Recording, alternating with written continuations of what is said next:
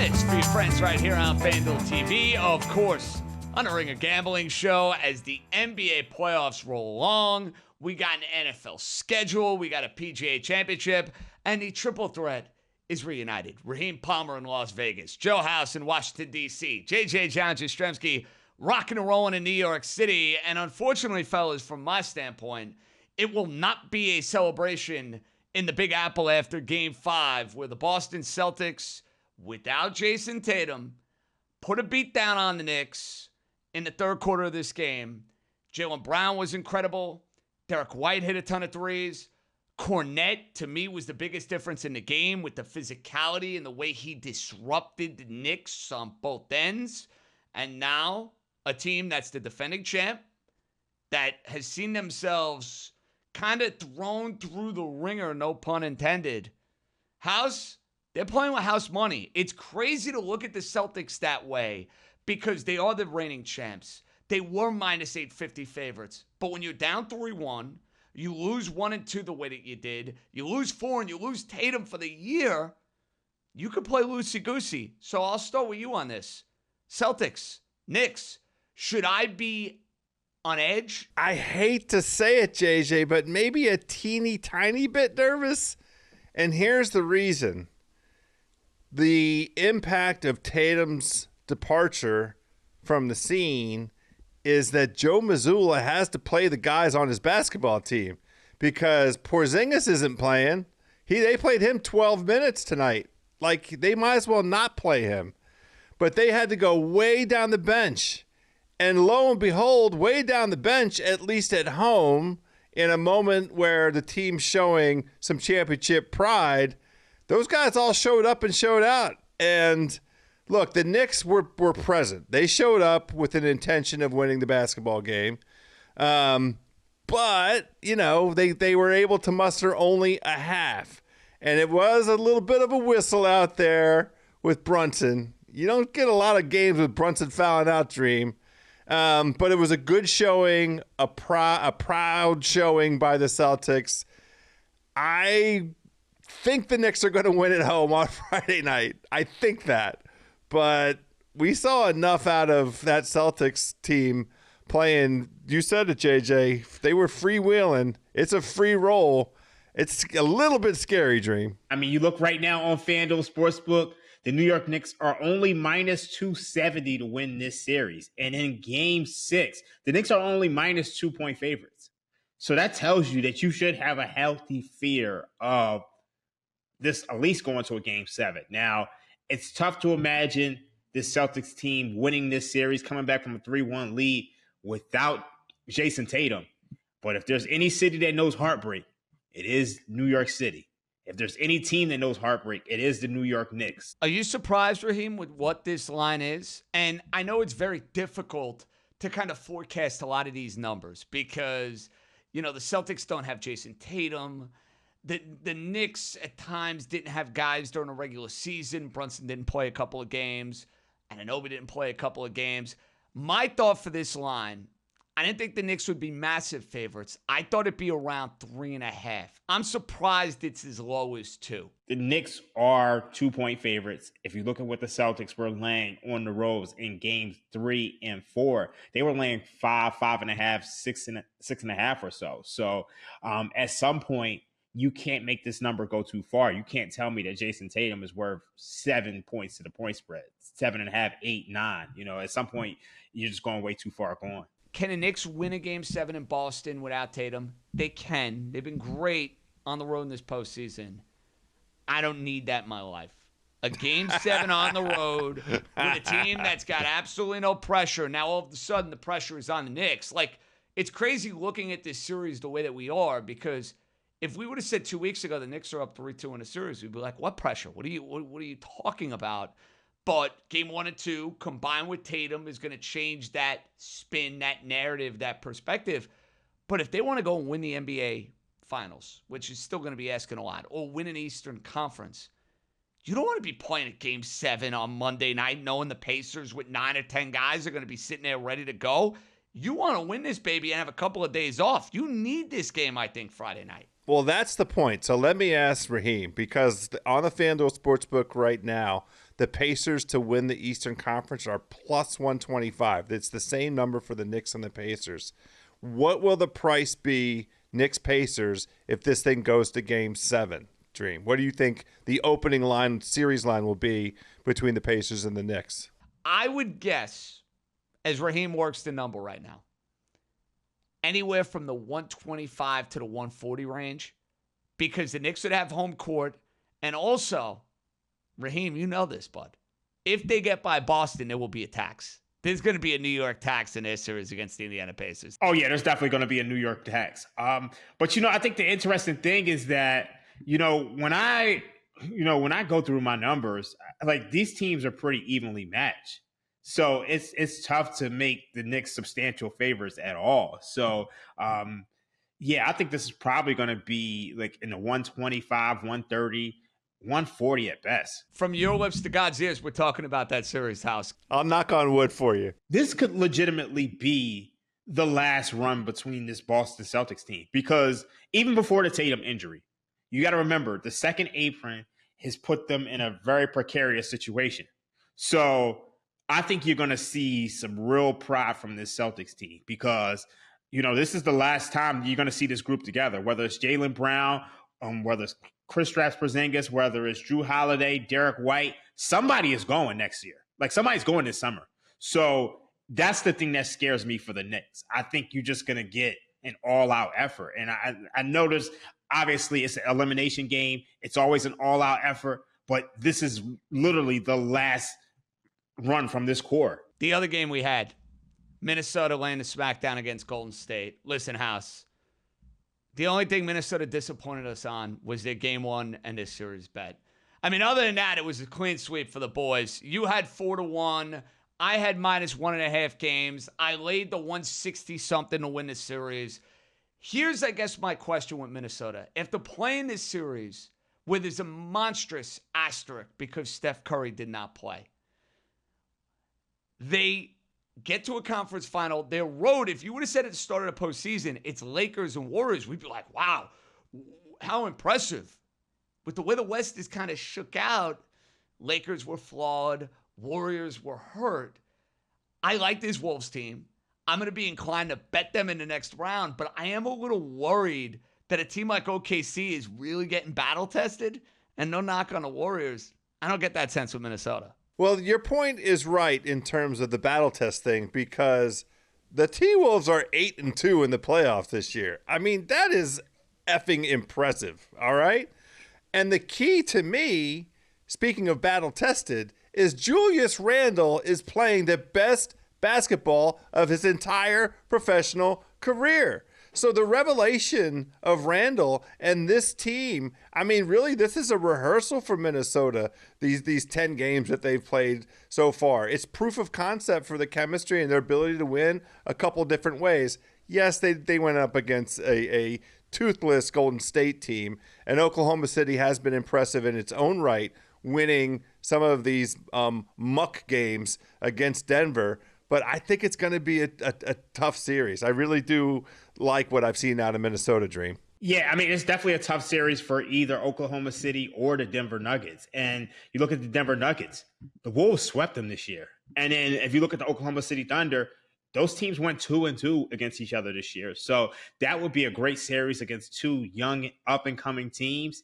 And the Wolves actually have more experience than the Thunder. So you kind of have to have, if you're the Thunder, even though they're going to be favorites, you got to have a healthy fear of this Wolves team. Boys, we have a lot more cooking in this limited edition of East Coast Bias. The Cleveland Cavaliers, who are everyone's darling in the regular season, out in 5 in the exact same place they were a year ago.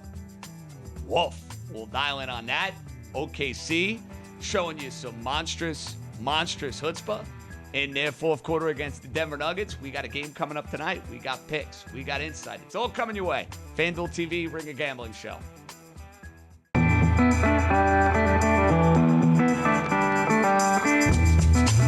Welcome back to East Coast Bias right here on FanDuel TV and for your friends on the Ring of Gambling Show. I know we're coming off, fellas, the 2 games that we watched here on Wednesday evening, but we did not do a Tuesday pod. There were 2 games that were played on Tuesday. We're going to have a game 6 in one of the series, which we will get to momentarily. But this is where I'm going to take a little bit of a victory lap, Joe House and Raheem Palmer. I'm going to tell you why. I, all year, looked at the Cleveland Cavaliers and sat there and said to myself, do it when it matters. They're putting up all these great regular season statistics. They're this offensive powerhouse with Kenny Atkinson, Mitchell, Mobley, Garland, Allen, on and on we go. All year I kept telling myself, Joe House, I got to see it in the playoffs.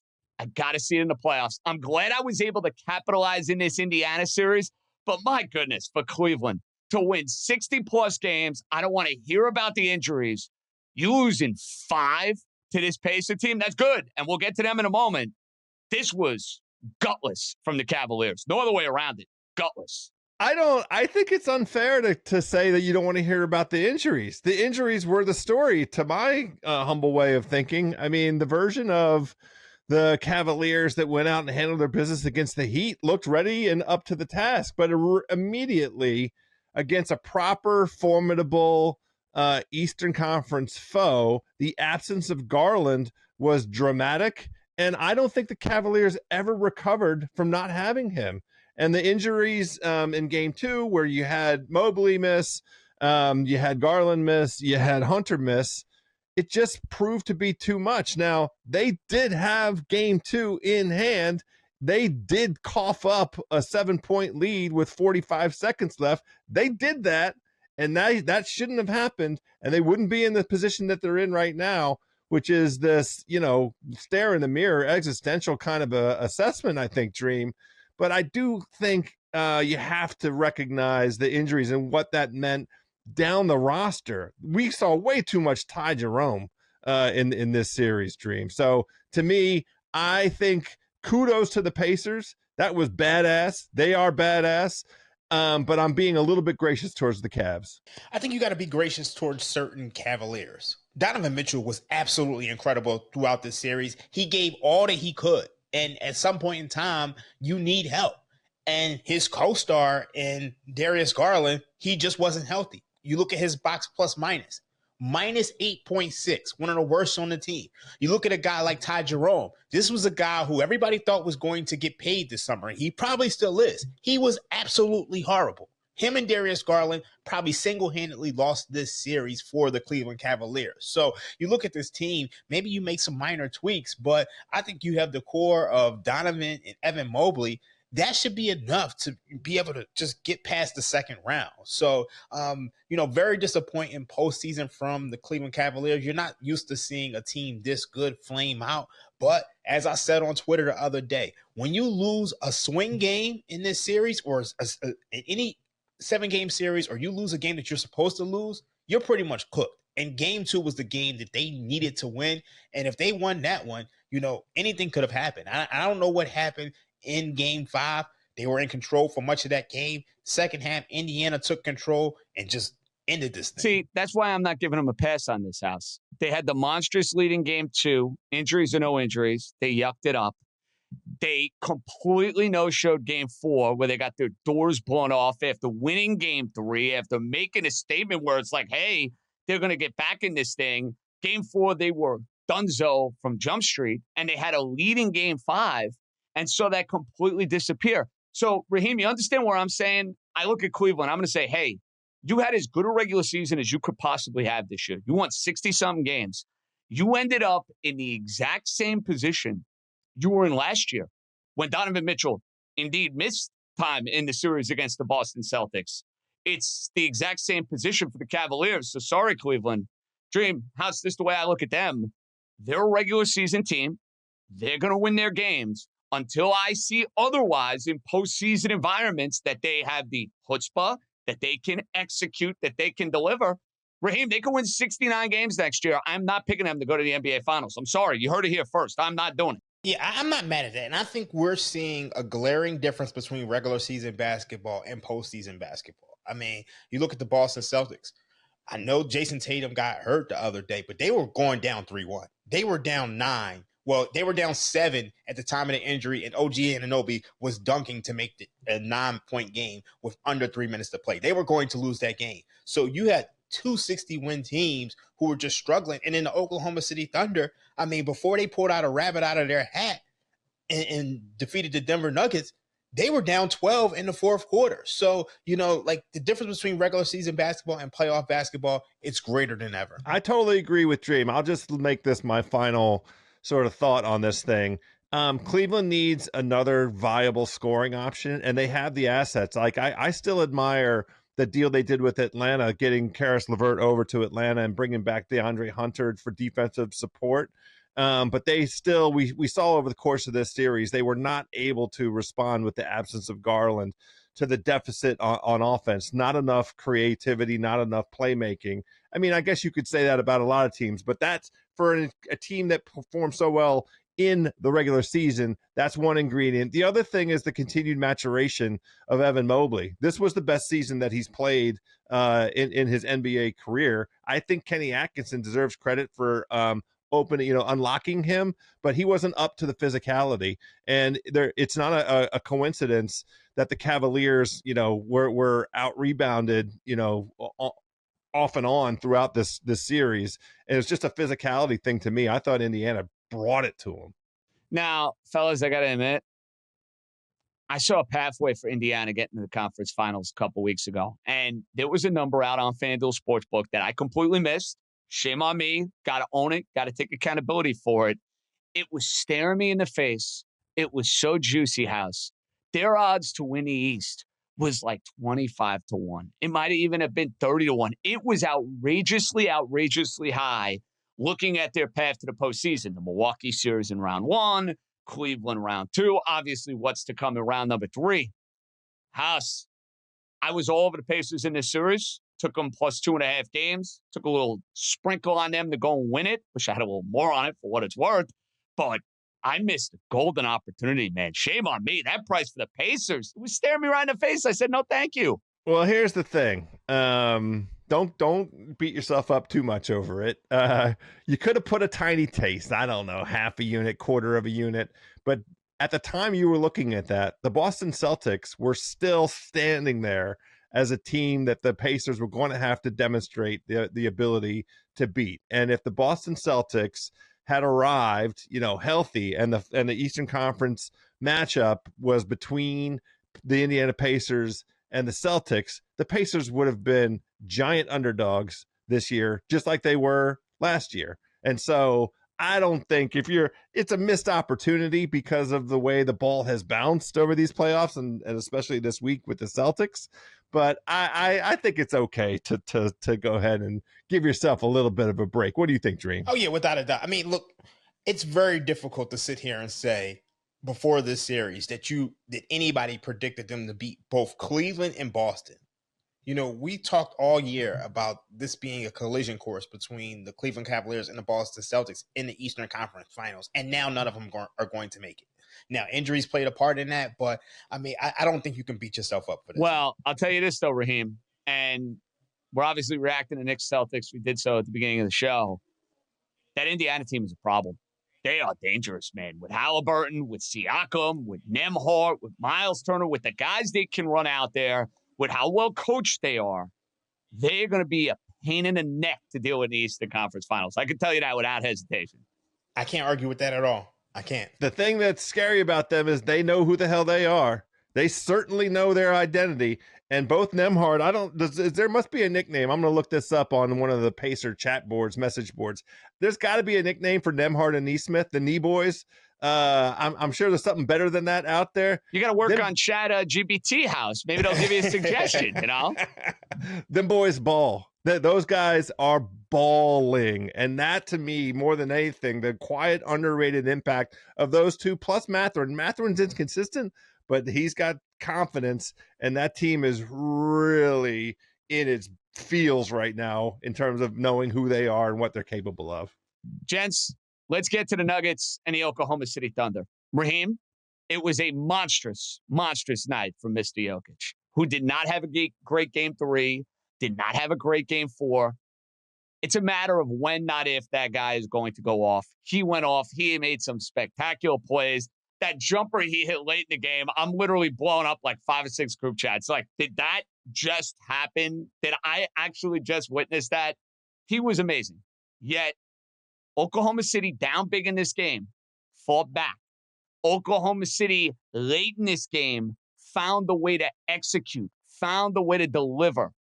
Do you look at them now and say, hey, they're showing me the sort of intestinal fortitude I needed to see from a champion? Or with the way they're struggling in this series, because it has been a struggle against the Nuggets. These games have not been easy. They have been hard fought. They have been super competitive. I guess I'll phrase it this way, Dream. Are you more glass half full or glass half empty on OKC after what you've seen here in these couple of gut checks? I'm more glass half full because I believe that a win that you saw in Game 5 from the Oklahoma City Thunder when they were down 12 in the second half, to come back and win that game, they went from boys to men. And a lot of times we talk about scars and scar tissue and what you have to do and what you have to get over in order to become an NBA champion. That game showed me right there that this team is ready. Because, if they lost that game and they had to go to Denver on the road, I don't know if they would have been able to withstand going into altitude, having to play Jokic, because Jokic has got it going now. The first 4 games of this series, he's really struggled. The role players have carried him through, but Jokic got it going. And if they didn't win that game, I believe they would have lost this series. But for Lou Dort to come in there and step up and make some of those outside shots, and he struggled. I mean, you saw this Oklahoma City team. They struggled to make outside shots this entire series. They made them in that fourth quarter. So my glass is very half full in this Oklahoma City Thunder team. They are minus 140 to win the championship. And I'm not going to tell you to make that bet, but it's not a bad bet at all. So my take, JJ, I'm willing to give them a glass middle full. It's a middle glass for me. It's exactly right at equilibrium, because I can't unsee the game that Jamal Murray had, and I can't unsee how limited Michael Porter Jr. is. And it was already the case that this Denver team, kudos to them, heart of a champion, this Denver team arrived in these playoffs undermanned. They have 5.5 dudes. They have 6. Let's give Russell Westbrook his flowers. They have played well 6 this dudes. postseason. Yeah. I'll give him that. He's played well. But here's the thing, man. The fourth quarter, the Oklahoma City won the fourth quarter 34-19. Denver had the Joker shoot 4 for 6 from the field for 13 points, and the rest of the Denver Nuggets went 1 for 15 from the field. 19 total points in the fourth quarter, and it was winning time. And that's the issue with this Denver team. It is literally a war of attrition. The attrition has caught up with them. Now, having said all of that, Game 6 is very interesting to me, and we'll have a chance to break that down. But I think that I appreciate Oklahoma City in back-to-back instances fighting a game on basically the terms that the Nuggets set in terms of tempo and physicality, and prevailing. Kudos for that. That's why the glass is at least halfway full. But I don't think that I can make a broader takeaway. These aren't referendum games to me. They would be if Oklahoma City lost, but I'm not willing to give them to go the full yard with them in terms of the wins. Totally understand that. Okay, Game 6 later on this evening. OKC laying 4.5 in the altitude. Quick turnaround. Team that doesn't have a whole lot of depth. At the same time, House, I look at the way Denver closed out Game 3 and in the overtime. I think they missed a golden opportunity in Game 4, and I get the best player on the floor getting 4.5 points in an elimination game at home. I think this baby's going 7. I think Denver's finding a way to get this back to OKC. Am I out of my mind? JJ, I'm right there with you. And I understand this is almost certainly square, and we'll see how the sharp That's fine. Money comes in. I feel the same way, though. I am laying the 4.5. I am playing the Denver money line. I believe that this series is going 7 as well. This will be the Denver Nuggets' last stand. Now, remember, It was just a year ago. We were in a kind of similar position with Minnesota, and Minnesota took them out to the deep waters in about 2.5 minutes. They were on a speedboat. They put that whole Denver team on a speedboat and took them out to the deep waters and put them right under. But I think that what we've seen out of this Denver team thus far, these playoffs, they've got one more big time effort at home in store for us, and so I'm playing Denver, Dream. Look, I think the best bet in this series has been the under. I mean, like, why am I going to try to reinvent the wheel at this point in time by taking a side? You look at the last game, 112 to 105. You know, it started off pretty fast paced, but I mean, you go to the game before that, Denver had 8 points in the first quarter. I think, you know, the war attrition has caught up with the Denver Nuggets, as House said, and I think both teams are capable of defending one another. I think you're going to see a slow paced game. I'm going under 216.5. So you guys like Denver, right? And we do. And you look right now, Denver is plus 980 to win the series. Are you guys biting? House, I'm not. I think it's a juicy price. I feel like Denver has a moment in them. I think they missed their opportunity to win this series. That's my gut feel. I think Oklahoma City finds a way. I could be wrong, but that's my gut. I don't think you're wrong. I don't disagree with you, but at plus 980, I am betting that. Yes, I am. It's not a giant play, but I want to have the exposure to it. Yeah, I think it's your duty. If you're going to play Denver in Game 6, you have to play them to win the series. And I also think you need to get bold. And I also think you need to play them to win the conference as well.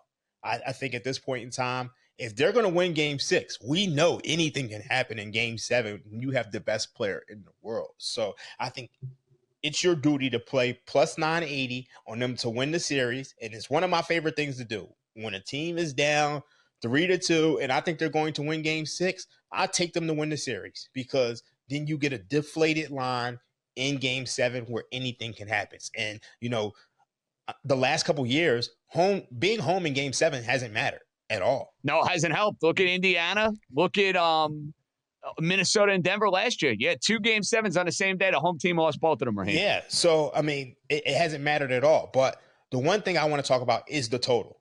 The total. I mean, look at the series. It's been a slow-paced series. It's going under pretty much every game. So I'm going back to the well. I'm taking under 216.5. I think the war of attrition has caught up with these teams. So let's go under.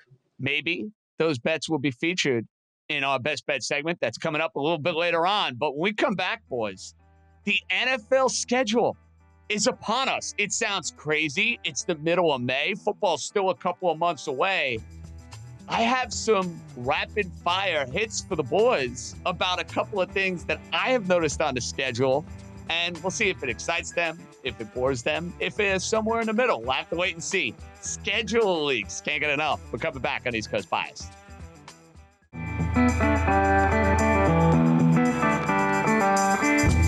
Hi, boys. The NFL schedule is here. And look, we are not going to spend any time, at least on this particular pod, on this particular TV show, going through week 1 spreads. We're not there yet. It's too early.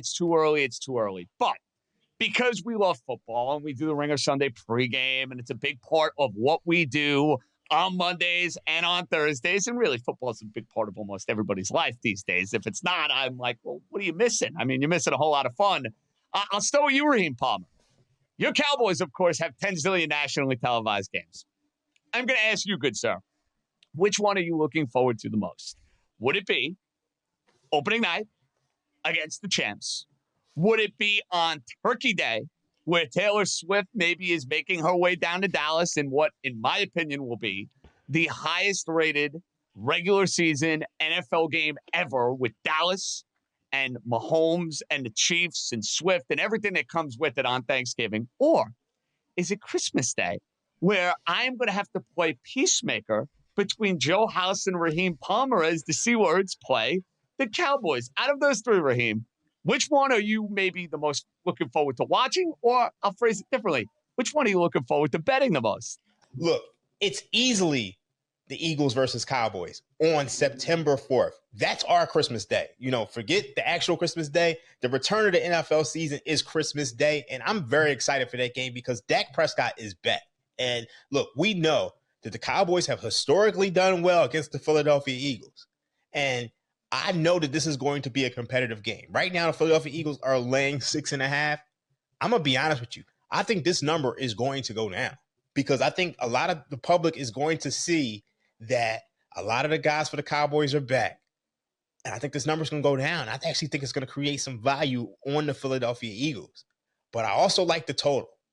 I think this is going to be a high-scoring game. 46.5 is way too low between these two teams. I love when Raheem could get in the lab in May and give me a spread and give me a total and feel great about it for the first game of the NFL year. And you're absolutely right. The opening weekend of the NFL season is one of my favorite weeks of the year. And now it's that much better because it's Thursday. It's a game now in Brazil on Friday.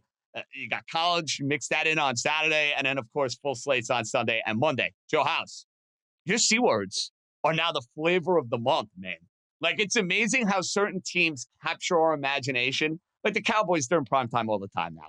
The Chiefs, they were once this team. They're now a staple. They're now a hallmark of what we're going to see Monday, Thursday, primetime, 425, everything that comes with it.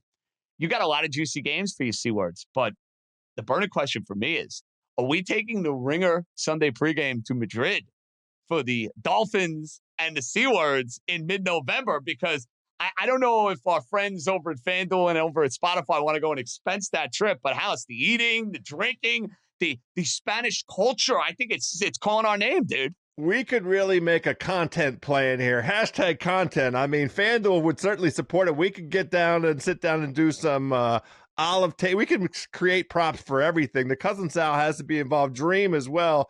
If we're going to be eating, then all of us have to be there to enjoy it. But yeah, I don't know if we can build the case for it because we also would have to do our full show on the Ringer pregame.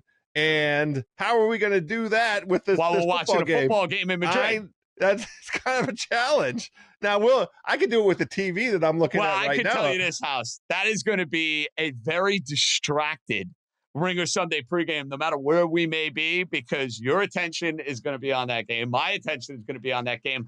But we were able to pull it off last year, 2 years ago with the Dolphins in Germany. Oh, last year it was the Jets. So when there's a will, there's a way. Guys, in all seriousness, though, do you guys, as far as like a handicapping perspective, put a lot of stock in Raheem? What you're going to see? Because we all know what the games are, right? Like, this isn't a surprise. It's rest advantage. It's, hey, a team like the Dolphins that doesn't do well in cold weather. What are their cold weather games? When are they playing their division teams? Stuff like that. But do you, like, dissect a lot of this stuff, or you don't put a lot of stock in it, curiously? Dissect a lot of what? As far as looking at the schedule in the summertime and looking at the schedule now in May, and really does it transform your take potentially on what you think some of these teams may be or no? Oh, without a doubt. I think you have to look at the schedule in advance. And here's a tip for you guys. You go on FanDuel Sportsbook right now, right? Download and write down the spreads of every single game this season. Let's go say you got the Christmas Day lineup, right? Write down that spread. A week before Christmas Day, when you're handicapping that game, go back and look and see what that spread was on the original line. And then go look at it that week. And that'll tell you what the odds makers thought about these two teams to start the year. And it'll also show you how public perception has changed that. And that will give you an edge. I like that. That's a great, great tip. House, is there anything scheduling you like to do? Well, I already have an opinion on maybe 4/5 of the league just based on the win total forecasts. And so what I'm going to be doing is now scrubbing my thought process and the notes that I have for the win totals against the rest advantage, rest disadvantage elements, because I do think that that's a pretty prominent, equation, pretty prominent factor in, whether or not these numbers are going to hold and what's going to happen in terms of the juice. Because we're still so early yet in the first part of the summer coming up here. These numbers on win totals are going to move throughout the summer all the way up until game time. So I want to see whether or not, is there something to jump on? Am I willing to lay the juice now? What direction do I think it's headed? Ton of fun. And it sounds crazy because it's the middle of May and we're locked into the NBA postseason and we got a summertime to kind of rev up the engines. I've learned in life time goes fast. This week has been a perfect example of that. Time is flying. This summer is going to be over before you know it. And the three of us plus Cousin Sal are going to be back in that studio, hearing the music, hearing the cues, getting ready for week 1 of the NFL season. It cannot get here soon enough. Now, when we come back, we are bringing back the East Coast Bias Ringer Grab Bag. A couple of sorted topics. I missed the Monday show. So there's two that's really eating at.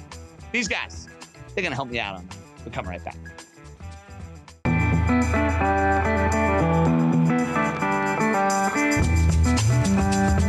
Welcome back. It's time for the East Coast Bias Ringer Grab Bag. Assorted topics that have been in my little treasure chest here.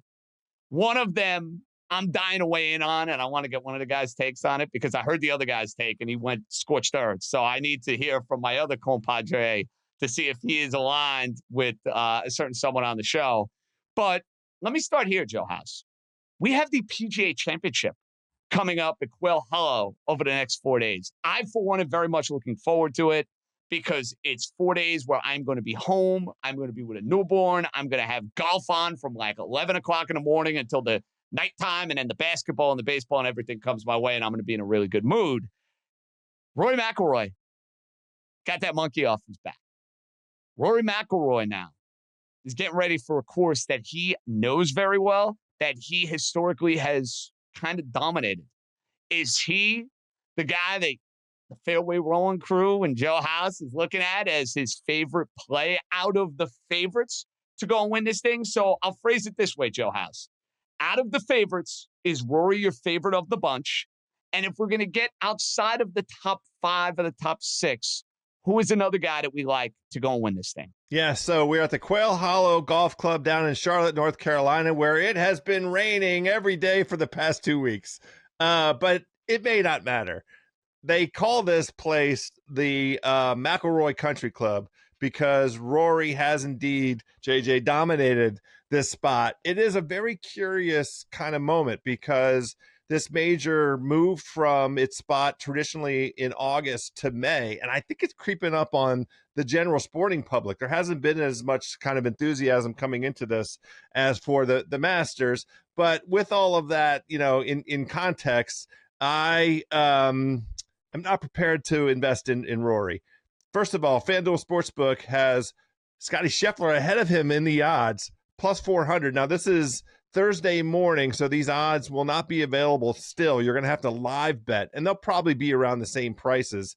Scotty Scheffler's the favorite at plus 400, Rory plus 450, and then Bryson DeChambeau is in the plus 600 to 700 range, depending, and he has been going down all week.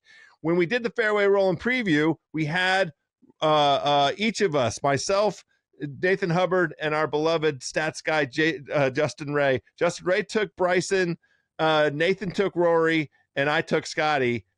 One of those three guys is going to win this golf tournament, in my humble estimation and opinion. And I'm inclined to fade Rory just because of the sheer level of activity after you win the Masters, what you have to do going around and about and all that kind of thing. So I'm on Bryson and I'm on Scotty. And those are both, just, I don't make a lot of investment in outright wins, but I like both of those guys. And then somebody a tiny bit further down, Colin Morikawa comes in. Oh, my love language right here. With very good form. His advanced analytics are good. The only thing that's been holding him back this season is putting, but he has a good track record at this venue. So Morikawa would be my guy a little bit further down. Well, House, there were two I wanted to throw your way. Morikawa was one of them at 25-1. I get the logic with Bryson DeChambeau, and for those of you who do one-and-done pools, the live guys, it's almost as if you got to use them in these majors because you can't use them in the other tournaments. I will be doing that with DeChambeau for sure. The other one I was looking at, House, he's played well at this course going back to his old PGA days. What do you think about Patrick Reed taking a flyer on him? 5-1. I mean, at top 5, top 10, top 20, he'd either won to win this thing. Juicy value. All of the finishing positions. I absolutely adore Patrick Reed. He showed us the full arsenal at the Masters when he finished third This was barely a month ago, and he has, to your point, JJ, a very good record at Quail Hollow. Patrick Reed all over my dance card for those finishing position plays. Now, our next assorted business item for East Coast Bias. Raheem, I was not with you guys on the Monday and the Tuesday show. I was a part of our group chat as, I'm getting ready for game 4 of the Knicks, and I'm all stoked. Listen, it was a big night in the NBA. The status of Cooper Flagg was up in question. Our buddy Joe House obviously had a significant investment for his Washington team. I know the 5 Brooklyn Net fans that may preside in the tri-state area were hoping and praying that they were going to go and get their hands on Cooper Flagg. And yet you see the way the lottery kind of shakes out. And Philadelphia conveniently finds their way into the top 4. San Antonio with Mr. Wembanyama conveniently found their way right there. And Dallas, after the hideous Luka AD trade, they get a mulligan like they're playing Silver Lake with me on a Wednesday afternoon, Raheem, because Nico is going to get Cooper Flagg to be the number 1 pick for the Dallas Mavericks. Are we raising eyebrows? I certainly think we are, aren't we? What was your take when you watched that? I mean, we're doing the people's eyebrow at this point in time because I don't know how you not raise eyebrows at this. I mean, this just feels like a move in which the NBA made in order to save the franchise in Dallas because at some point in time, like they were going to run things over there and they might have had to move. So Nico, he gets rewarded for making a bad decision. And there's a lot of people crying about a conspiracy theory. But, I mean, a lot had to happen for, them to get Cooper Flagg. Kyrie had to tear his ACL. I mean, obviously, Anthony Davis, he had to get injured, which always happens. But they had to fall out of the playoffs and make the lottery. So just a strange coincidence. But I think the most interesting thing about this draft isn't even Cooper Flagg. It's about the number 2 pick. Because the San Antonio Spurs, they gave up a lot for De'Aaron Fox. And we know that they had Castle, who they drafted last year. Do you still bring in Dylan Harper? Because it appears that he's either the second or maybe even the best player in this draft. I don't know how good Cooper Flagg is going to be. I mean, he's projected to be the guy, but Dylan Harper is really, really good. And do you take the best player or you take the fit? Because there's a part of me that's just hoping that Dylan Harper falls because I would love him on the Sixers. Can understand that. House, now that it's like 48 hours after the fact, have you recovered? Like, let's put it this way. You would have been sad, I feel like, no matter who had won the lottery if it wasn't the Wizards. Did it make it that much worse for you that it was a team like Dallas? Well, it wasn't that it was a team like Dallas. It was appalling that it was Dallas because they did nothing to deserve, the outcome that was produced by way of this entirely random, ping pong ball system. They were 1 game away from being in the playoffs. They played Memphis in the final play-in game in Memphis and, put up a good effort. I'm glad that I bet on Memphis in that game, but, the reward that they get here is completely out of whack with the approach they took to the season. I was prepared for Washington to not win the lottery. They only had a 14% chance.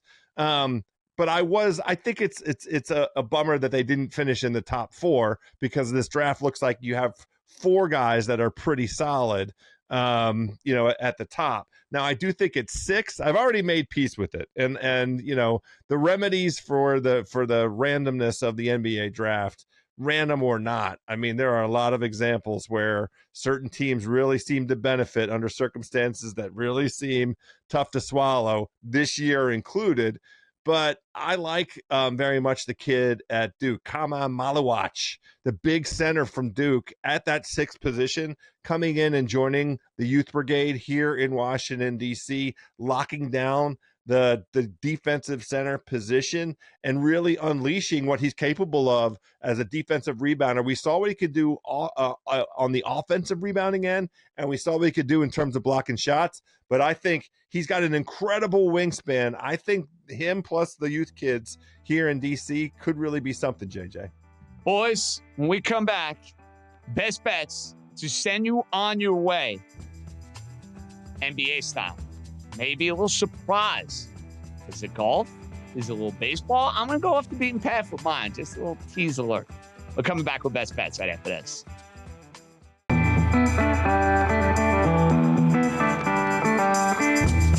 right, gents, before we say goodbye, best bet time. Raheem, I'll start with you, buddy boy. What are you looking at? Under 216.5, Oklahoma City versus the Denver Nuggets.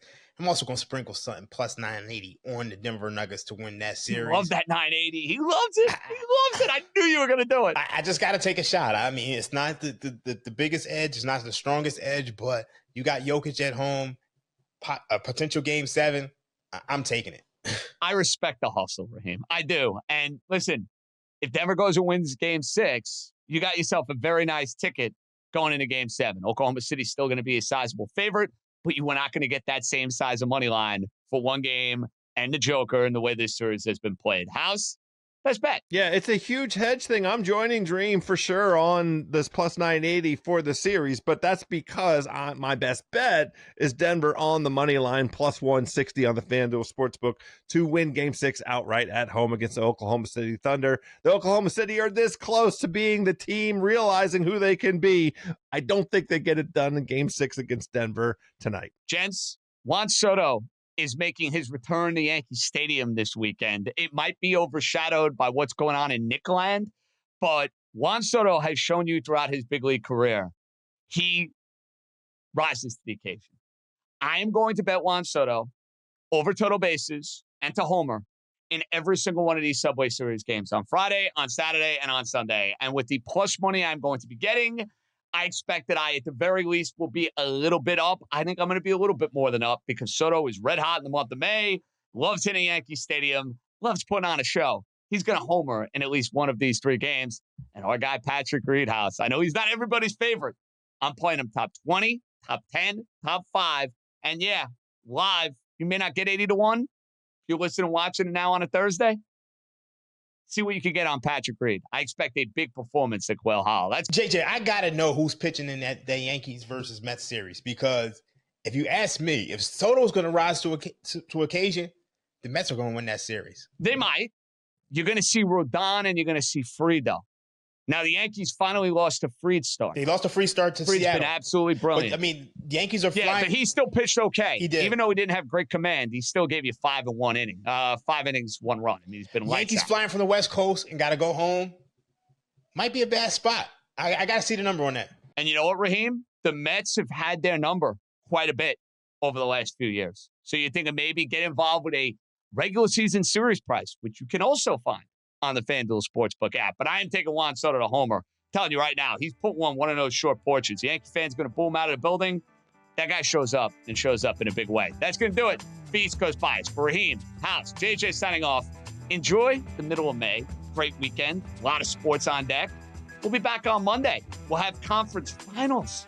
We'll have a little bit more dissection in this NFL schedule. Can't wait. Be good, everybody.